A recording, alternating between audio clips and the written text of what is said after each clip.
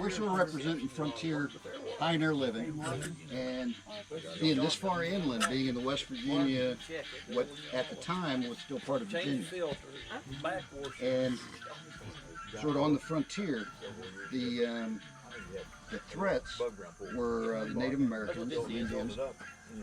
During the Colonial War, the British were allied with the Indians, working against the colonists. The stuff we use out here on the frontier is more like homemade or do-it-yourself kind of stuff, because you have to be self-sufficient.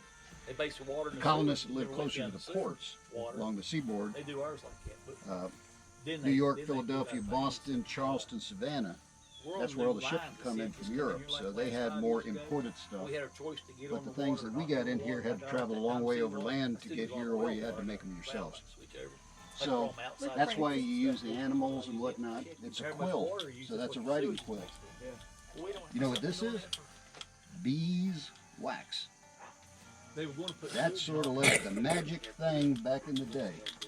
You could get it, harvest it from bees, the honeycombs that the bees make in their nests. So you get the bees away, use a little smoke, scare the bees away, you harvest the wax, you suck, get all the honey and everything out of there, and what's left over, you mold down or press down, and you can make candles. We burned one of them last night, so you make candles out of them. Use them for waterproofing.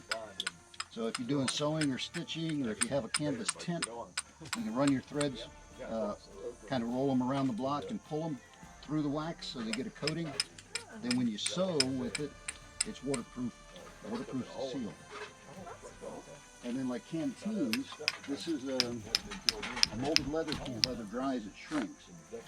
This is a gourd canteen. So it's just a gourd out of the garden.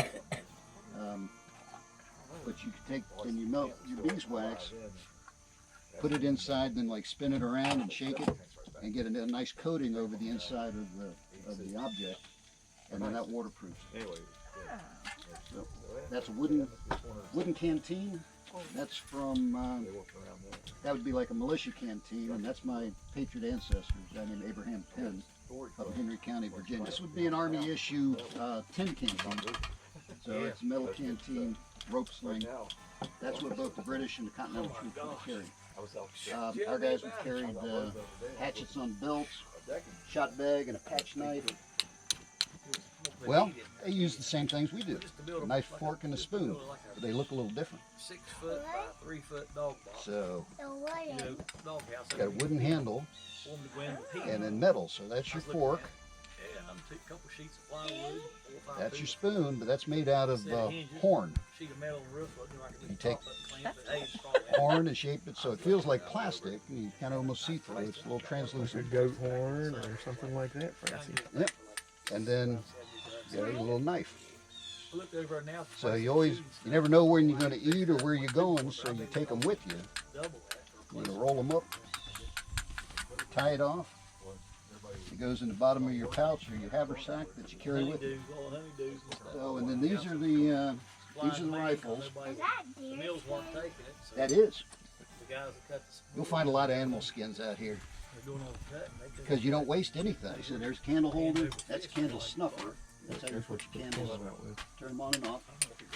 Here's more of the horns. This is a powder horn. That's how you carry your powder for your rifle. That's a smaller horn for primer powder.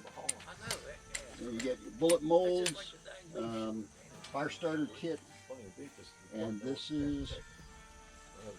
is both a compass and a watch. It's a sundial. So you set it up, you get this lined up to north, and then when the sun is directly overhead, the shadow will fall on the 12. You know it's 12 o'clock. So then you can set your pocket watch or whatever to the right time. It allows you to help track time. And then these are the musket balls. This is a 69 caliber that you get for a brown bess, smoothbore musket. And these are 45s. This is the size ball that would be used on this Virginia long rifle. But these are accurate in a skilled guy's hands out to 300 yards. But they're slow loading. So Takes a little time to load them, so it's about 1 round every 2 to 3 minutes. And then if you're doing a musket, the smoothbore, the 69 caliber, they're only accurate aimed fire up 40, 50 yards, which is why they get 100 guys in a big block formation. They stand there and just trade lead back and forth until one side thinks they have the numbers, then fix bayonets and charge. But that distance would be the same as standing here in a line and shooting at another line over by those trucks. Okay, so now what we're going to do here. Okay. Now, what we call this, we refer to this as tow. Okay. Now, what tow is a byproduct of you take your flax and you beat your flax to get your strands to weave your material. This is what's left over. We use it for everything. Everything from brushing your teeth to stopping bullet wounds to cleaning your guns to washing your pans. That's everything to us. Making your fire. So what you do, let's take a handful of this, okay? Kind of got wet last night, so we're trying to restart.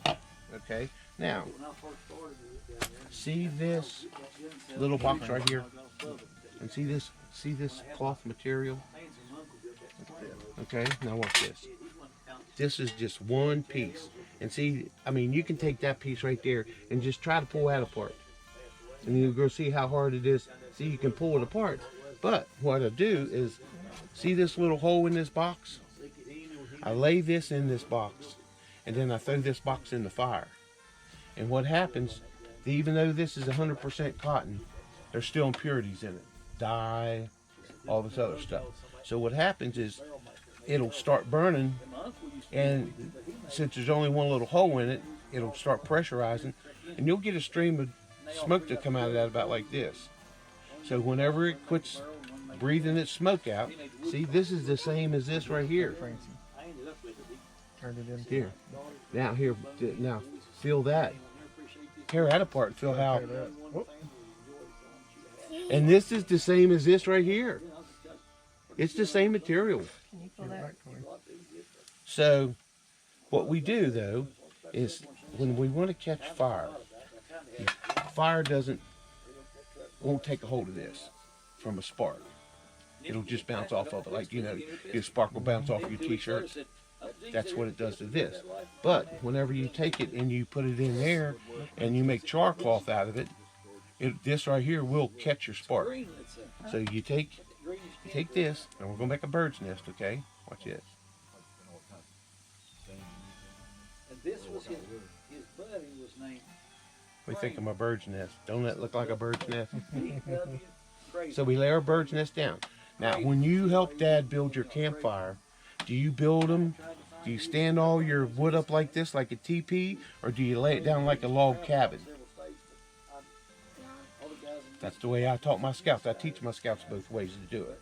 But that's the way I like it, because you can put your paper in the inside of it, and you can light your paper, and that's it. Okay, but back in our time, we didn't have, paper was real scarce. So this is what we lit our fire with, okay? Now watch this. See my striker? It's my buddy, he's my snake. But see these, watch the sparks. See those sparks?